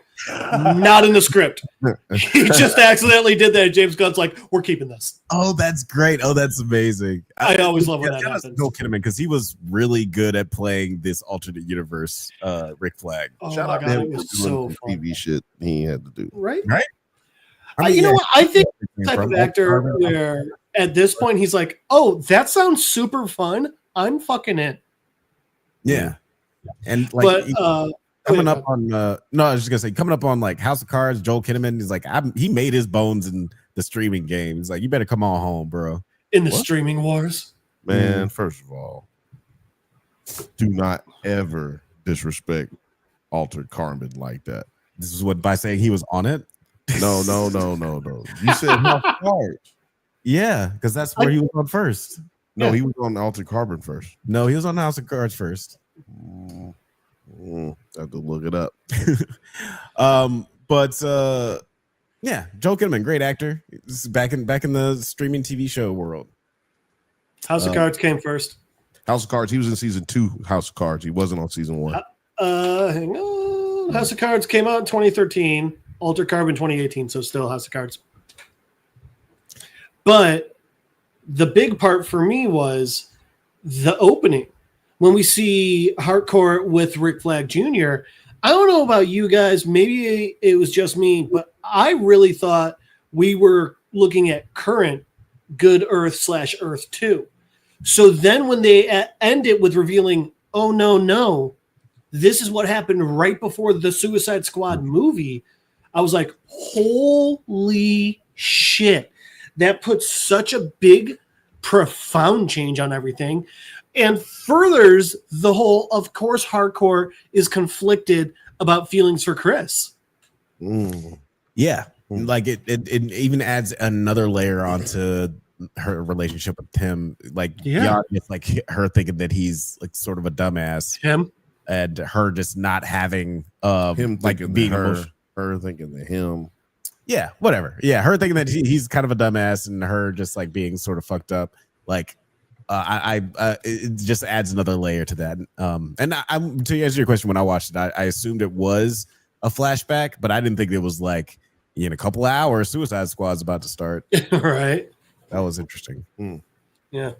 I don't know why I thought it was Earth 2, but I did. So when I saw that, I was like, oh shit! And I was very happy. But guys, let us know in the comments what you thought of this episode. Producer T, do you have any final thoughts on this episode or these last 2 episodes before we move on to our last topic? No, I'm happy to see Judo Master again, though. Yes. I like Economos more screen time. I like that they also, they put them in. Not the Suicide Squad. What was Rick Flag Senior's weirdo squad called? The Monster Squad or something? That Economos had a little. I don't remember. Creature Commandos. Creature Commando. There it is. Yes. And they drew Economos in one episode. I was like, oh. So it's been enjoyable. I was really hoping that maybe they were just gonna like play a different rock song from obscure rock bands every episode, because I was like, okay, maybe the first one just kind of sucks, but they'll switch the song and they'll keep switching songs, and you'll find some that are good and some are bad. But no, they just with this terrible one, huh? Which song I think is sticking, but I think an important thing is a good amount of the dance moves in this are the exact same from season 1. Right, that's why I felt like the song didn't even agreed. So I think that's supportive. I think I gotta assume the entire point of that is showing that like, oh, how we got it's basically half new dance moves, half old dance moves. It's got to be because of the traveling between the 2 dimensions, right? Yeah, that's a good good theory right there. You agree? Also, Film Age says this may be out there, but I think there's a third Peacemaker from the DCEU, the OG one, and the OG one, and the season will end with him killing, then replacing the Peacemaker we're following. I know it's out there. I could see that. I don't see him taking over for our Peacemaker. I don't see him killing our Peacemaker. I could see him like throwing Peacemaker into like an interdimensional jail and then taking over. But I think that Peacemaker, the one that we've been following, has become so beloved so quickly. I don't see them killing him off completely. Yeah, it's out there. This is a reach. Don't dislocate your shoulder out there, or stretch before you reach that hard. What about you, Terry? What do you think about it? Yeah, it's a stretch. It's a hard stretch, because I feel like he went out of his way to retcon the end of season 2 to add in all the new DC characters. So, I don't think they're gonna do that. I think this is the one for the DCEU, like this Peacemaker. So, no, doesn't make sense to me. Well, also, I mean, he also technically retconned the end of the Suicide Squad movie, because evidently, by the way, he did it and they finished filming it, and then he like calls up Cena and is like, hey, what do you think about a Peacemaker show? I just finished writing season 1. And Cena was like, didn't I die at the end of Suicide Squad? And evidently he was like, oh, did you? I'll fix that. He died. I was like, well, how? Because I was like, how are they gonna make a Peacemaker show? He died, right? It seems like the James Gunn game plan. This is a James Gunn game plan. It's like, oh, we'll have the Justice Gang at the end of Peacemaker. It's like, but wasn't it the Justice League? Was it? Yeah, we can change that. Are you sure about that? He's hey, and I don't know. He's enjoying his life. You love Guardians of the Galaxy until you didn't like Guardians of the Galaxy. I ain't mad at it. Like Guardians of the Galaxy 2 is the only one I didn't like, and I've liked everything that James Gunn has done for DCU so far. So, I ain't mad at it. He's done what, 2 things? Creature Commandos, Superman, and Peacemaker. I don't. Oh, and the Suicide Squad. Oh, and the Suicide Squad. Hey, he fixed the Suicide Squad, which that crashed hard. Man. But that was before he was in charge. I'm talking about his. I'm just talking about stuff he's made. I'm he's talking made good about stuff. DC the new DCU. Right. But guys, let us know in the comments what you thought of Peacemaker season 2, episodes 2 and 3. It is time to move on to our last topic of the night. We are talking about Apple TV Plus.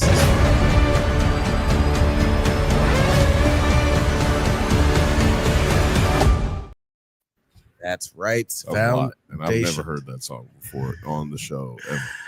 Yeah, it's very much a trailer song. Foundation season 3, episode 8, Skin in the Game. But before we get into this topic, I guess we should let our guests go. Producer T, I'm sure you haven't been watching Foundation, but we want to tell the people where they can find you on the interwebs. You can always find me on my Instagram at tpensco. And if you happen to be in the Boulder area, you can find me at the Craft, CARFT Festival this Saturday, where I'm going to be vending. It's free to come out. There's going to be entertainers, DJs, dancers, lots of artwork, and like nobody white really there. So come out, spend your money. It's the alternate version of the Peacemaker Earth 2. It is. Guys, check that out. You can find all of Terry's social media in the video description. What's up, Books, Gurs, and Purrs, SpongeBob shirt. She's loving it. Jeff, where can the people find you on the interwebs? Well, thanks for asking. You can always try and Skype me down Cheeto's driveway at littlediggy2.com. It's because of the hackers. Because of the hackers. Yeah. You can try and find Jeff Madel on Facebook at MadelJeff on Instagram. But as always, the easiest way is just be here on a Monday night. Be here. That is the easiest way. Yeah. Steer. Or be fuck you. Yeah. yeah, exactly. Yeah, or be a fucking Polygon Prime Radiant. Get the fuck out of here. Whatever. Mr. President, thanks. It's so bad. All right, I'll see you in a week. Have a good night, bud. But in this episode, Skin of the Game, the mule seeks information about Gail Dornick's location from Hari at the vault, but he uses the null field, force field to demonstrate his powers. I thought this was like an interesting conversation between the mule and Gail, between the mule and Harry. It kind of Hari Krishna. But it kind of like ended the way that I expected it to. Yeah. Like, you didn't expect the mule to kill this hologram version of Harry or anything like that. Right. But I thought it was an interesting conversation, just like classic Foundation dialogue, Classic Foundation dialogue, boring ass episode. No, I'm sure. It couldn't have been boring, right? Because it got down to some nitty and some gritty. We had drugs in this episode. 8 definitely felt like it was setting up a lot, and even 9 felt like it was setting up a lot. But I feel like a lot more happened, huh? 9's not here. Oh yeah, 9 is not here, which is weird because it seems like this will be an episode he will want to talk about. But then later on, probably didn't watch him yet. Probably not. In the microgen sector, Day is tried by Sunmaster 18 in the Sacratorium.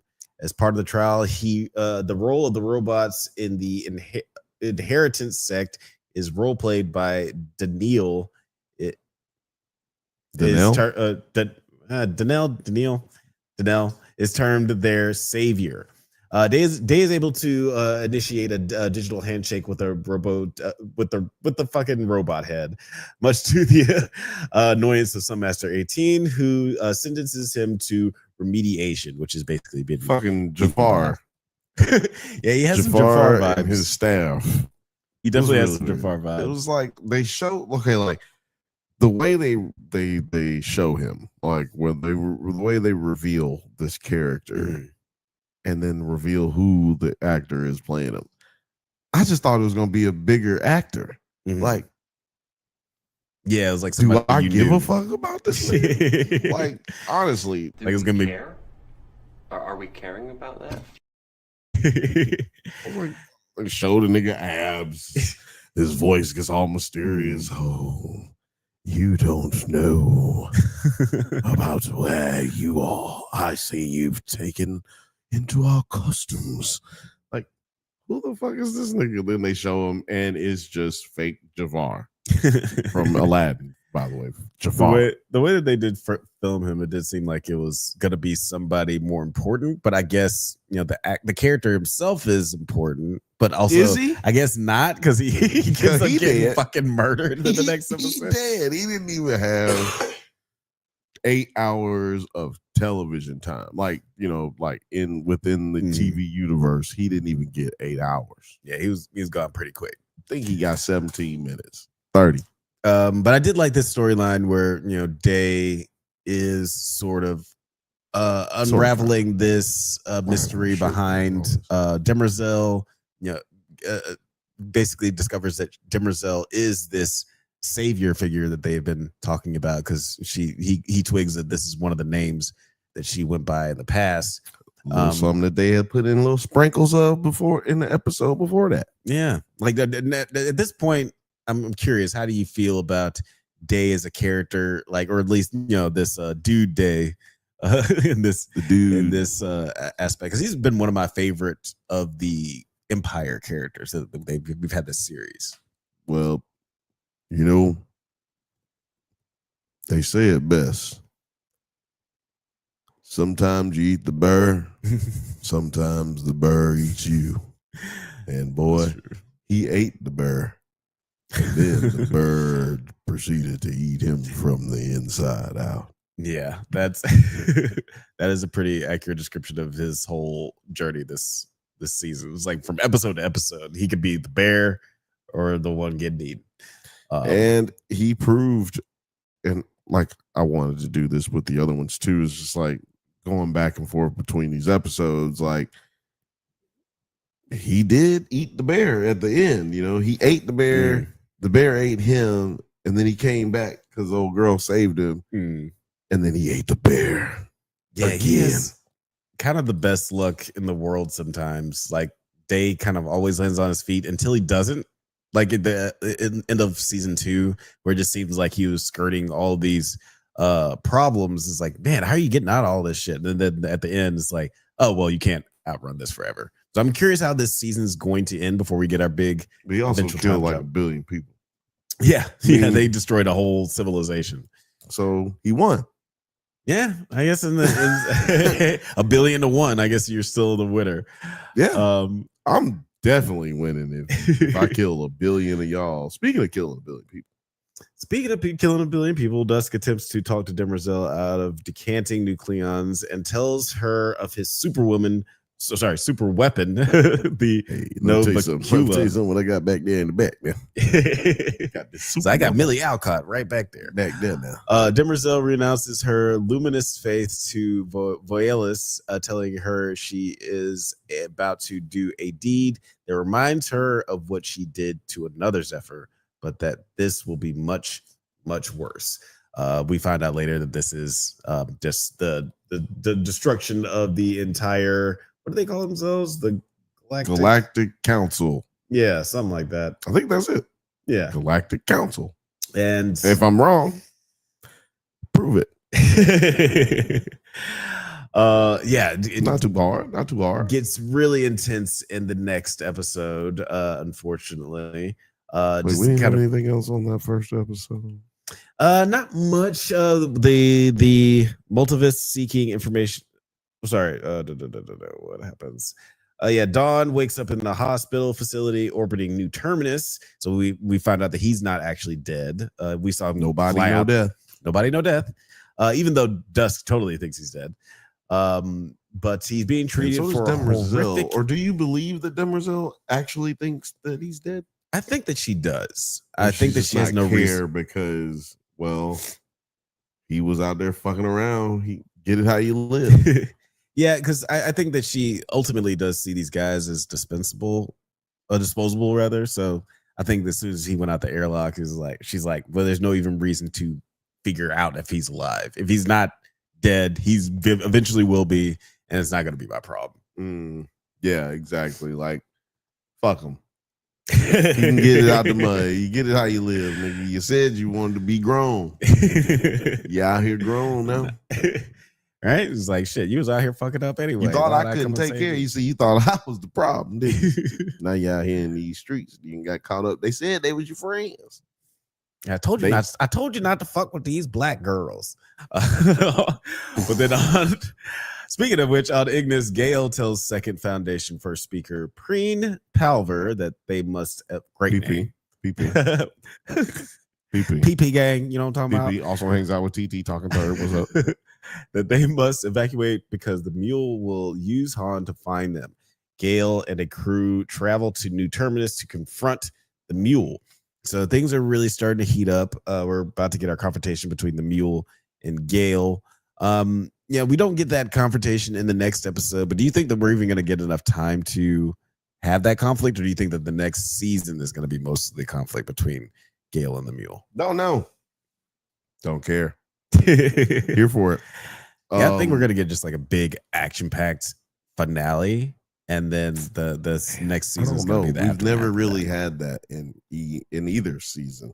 I feel like this entire series has just not even been no real big action packed anything. Their action scenes they're not really about the action. They're more about just moving the story along and having more intellectual conversation or diplomatic solutions, and more so than it is about what's happening. Like when the action takes place is usually just like Empire's about to kill everybody. Yeah, the action sequences are few and far between. It is definitely more contemplative show, but like episodes like episode 9 of season 2, where like there's the big space battle and the planet gets crushed in half. There's the big monster, the fight where the monster is fighting Cleon. Cleon gets thrown out of airlock. Like that's one of the few legitimately like emotionally gripping, philosophically challenging, and action-driven episodes of this. Like that's the best episode of the series so far, in my opinion. No, I agree. But yeah, to your point, yes, it's very well balanced. They don't usually do like a whole lot of action and stuff in their shows. That's Uno action episode. Yeah. But I do feel like, we are leading up towards this prophecy of Gale fighting in front of the Imperial Library against the mule with, I guess, a fucking black hole in the background. We're assuming that the Dusk's black hole weapon has something to do with that. So I'm sure that's going to come into play later on. Well, what are you thinking about? Two things. Gale. No. Lady who is the robot lady. Black robot lady. Keel. Keel? I thought it was Kale. But anyway, and then what do you think about damn, made me forget with the Kale. Sorry. Yeah, what do you to answer your first question, like, I don't know. Like when it comes to her, like I guess I have to go off the assumption of Harry, where he was saying that this is like, what do you say? Like she was a combination of just like basically a manifestation of a bunch of different memories and databases, and the Prime Radiant, just like a physical manifestation of the Prime Radiant. I guess I'll have to go along with that, but I don't even know what like. But she kind of made fun of him. She made fun of him in episode 9, like. Harry thought I was a part of the Prime Radiant. And oh yeah. So I was like, well, damn, bitch. Well, I believe she's a robot. She might be the first robot. And Demerzel said that they found ways to slide in between the small spaces and the small robots, small spaces, blah, blah, blah. What if one of them was able to put their code into like some kind of genetic makeup that then went into the Prime Radiant in some kind of way? That would be interesting. And I wouldn't put it past Harry to do some crazy long form thinking shit like that. It was like, you know what? I'm going to put this in the Prime Radiant, and then, 40, 50,000 years from now, shit's going to be real cool and weird. I'm going to be cool. Should be cool. And imagine having to wait 300 years to be cool. He was not cool your whole motherfucking life. You was the math dude the whole time. 300 years later, I'm cool. It only took 4 generations for now. Cool, man. Wait, All that right. must be some like Isaac Newton type shit. That must be how Isaac felt. I guess so. Isaac Newton. Yeah. When you said how Isaac felt, I immediately thought about Isaac from Alien Earth. It's like, nope, that's Isaac Hayes. We do get a re-emergence of Magnifico, who still loves the mule. But Beta says that her intention is to kill the mule. We've heard some Theories?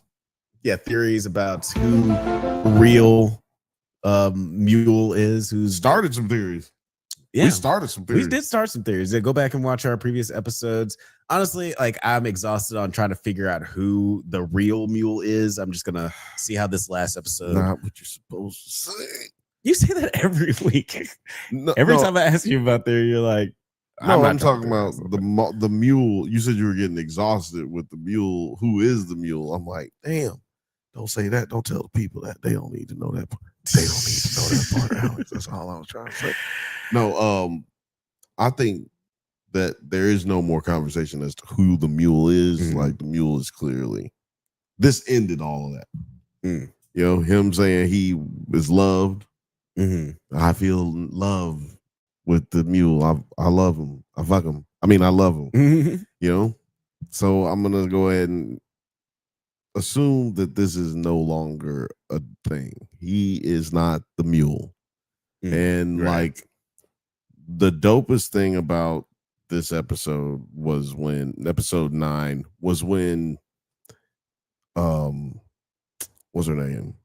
Gail was trying to pull the warden of New Terminus out of the grips of the mule's whisper hack and whisper brain hack.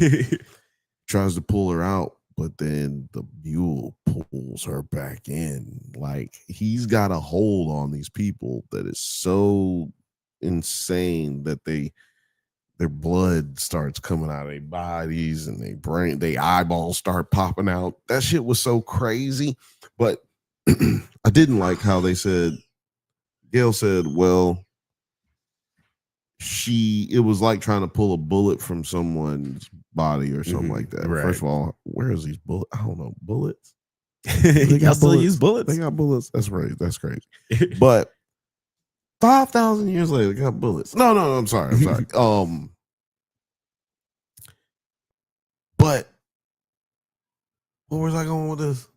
Because they got bullets. This shit is just ridiculous. 5,000 years later. No, they said that it was hard to like pulling a bullet out of somebody's body. As far as that connection with the mule. But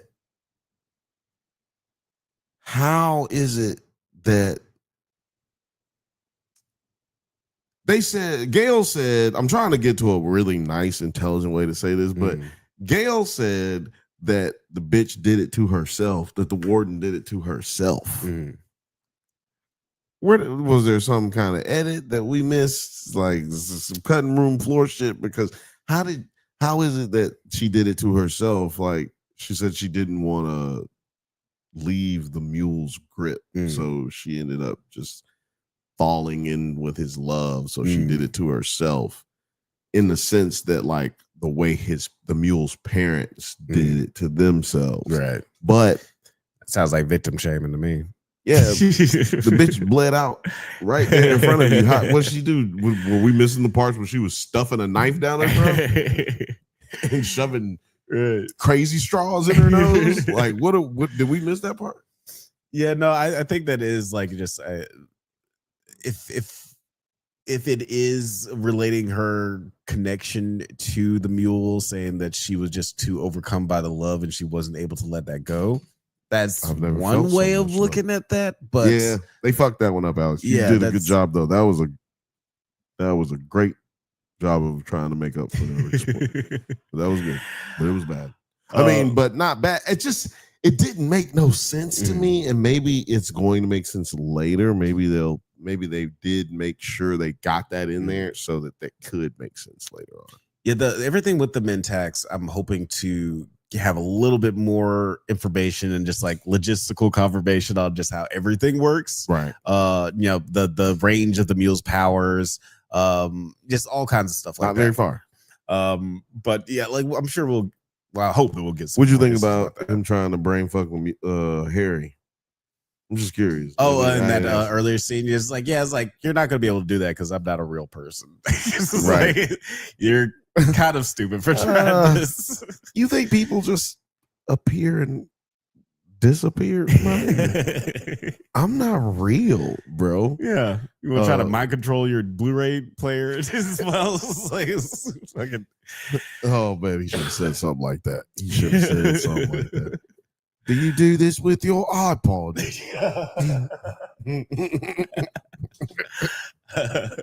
It's like you do have to speak to your Alexa first to make her do what you want her to do. Do you think this is Siri? Later on, Harry. Speaking of Harry, Demerzel reveals her uncertainty and distress to Dusk. Quint confronts Dusk ahead of his last supper because the Billions murdered by the weapon, and Demerzel investigates the ninth proof. Wait, what? Demerzel investigates the ninth proof, enters the Prime Radiant, and meets Kale. Kalalale. She tells her how Trantor's library was a haven for survivors of the robot wars and about the paradox of wanting the second foundation to succeed, whilst it was also an enemy of the Empire. Now, this is like one of the more interesting philosophical questions of or implications of the show. Like Demerzel, she's caught in between making sure the Empire lasts a rock and a hard place, and being an enemy of the Empire essentially for wanting she's the Prime Radiant to, and a house nigga, right? Yeah. I mean, essentially, she's a slave. Yeah, it was just crazy because she won't admit that. Like when that being brought to her in this previous few episodes, she just won't deal with that. She's just like, "No, bitch, I told you to quit fucking." And she can't even she physically can't because of her programming. It's really, really tragic. And like the scene that we saw a few episodes before where young Day asked her, when was the last time you were a slave? And you could just tell on her face, or she was just like, I'm still a slave. What the fuck you talking about? It's like that. Yeah. That era hasn't ended. She was like, that's funny, little boy. I'll smother you in your goddamn sleep. I will choke the shit out your motherfucking ass. He's just smiling. I'll kill this nigga now. I'll tell y'all what. Now y'all better come get this. Y'all better get this honky Y'all baby. better come get this nigga, right? This little motherfucker in his sleep. Gail and her followers visit Harry. I don't know why I keep saying Harry, just because it's spelled this way. But Gail and her followers visit Harry at the vault, and Harry agrees to help her reach the mule with a warning. Now, I think that it seems like this warning might have something to do with him not killing the mule, because it seems like he could have disposed of him at that moment, but he says that he has a secret that once he figures it out, that he might be of great use to him or some such shit. Do you think that this is related to this cliffhanger warning that he? I think that the cliffhanger warning is about how he knows she plans on completely, he knows that she plans on betraying him. Really? I was trying to think of a different way to say it, but yeah, I think. Damn. Well, she used her mentalic powers to let them all know that he didn't know. Right. That what was it? This about the how he didn't know something was real.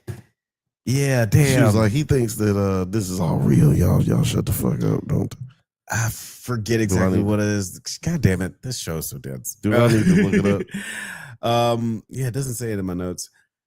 But you're right. It does seem like she is holding some information from Harry, and they're not exactly on the same page, which makes sense. It's been about a century and a half since they've spoken to each other.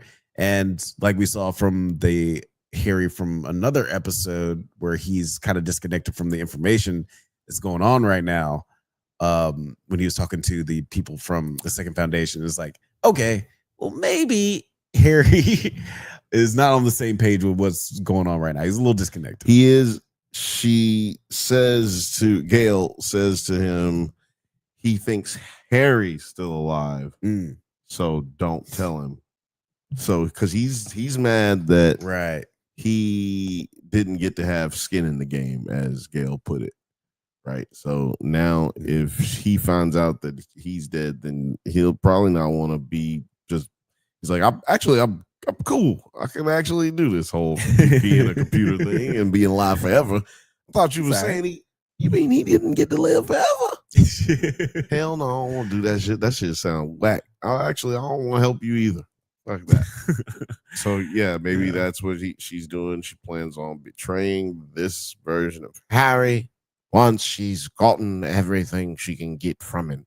Yeah, possibly. It's interesting how like these two of these shows, Alien Earth and Foundation, are dealing with different ways of seeking more immortality. It's like, how can we so is Xi Jinping and motherfucking Vladimir Putin. Yeah. But I don't want to talk about real life.